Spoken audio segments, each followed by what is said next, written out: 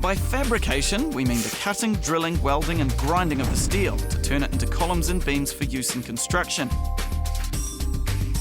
These are highly skilled tradesmen whose craftsmanship gives their work consistent top quality. The fabricators have developed techniques with a variety of machines. They use a plasma punch to cut steel plate and punch holes for bolts with optimal efficiency. They bend steel beams to a precise camber so that when bearing the weight of a load, the beams return to horizontal. A good fabricator works methodically, taking pride in his work, but always thinking ahead to the next step. Spatial thinking ability is an advantage, plus a bit of maths. In the steel industry, we need young people that are creative, that can work with their hands. They don't necessarily need to go to university. They can come on to us as apprentices with no training whatsoever, and we start at the ground level and show them the right way to do it, the safe way and the interesting way. The beamline automatically cuts and drills the steel members using CNC equipment.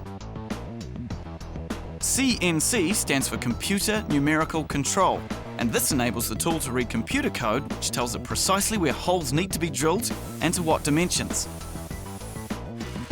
With the sort of training and the background that you can get from doing an apprenticeship in the steel industry, you can become a production coordinator like myself. You can actually own your own business. I've also had an opportunity to become a part-time tutor at MIT. I did that for about 4 months, which was quite a good experience.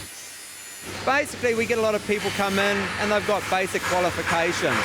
What we do, we put them into what we think is a good role if they've got the skills that we're looking for. Then we see how they go if they've got the right attitude. Then we look at the training side of things. We go through the training episode. A lot of people start as labourers, get into the welding, become fabricators' assistants, and then fabricators. And then they can have their own workstation and people working under them.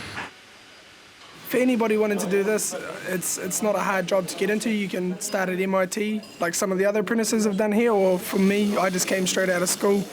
The boss, at the end of my sixth form year, he said, oh, well, do you want to do an apprenticeship? So I said, oh, well, went home, talked to my dad, and he said, yeah, just do it. And I started that about 3 years ago now. Well, I just like getting dirty. I like making things, really. That's just me. Fabricators also need to be able to read shop drawings, which show in exact detail what work needs to be done on each member and how it is to be assembled. But where, you might ask, do the shop drawings come from?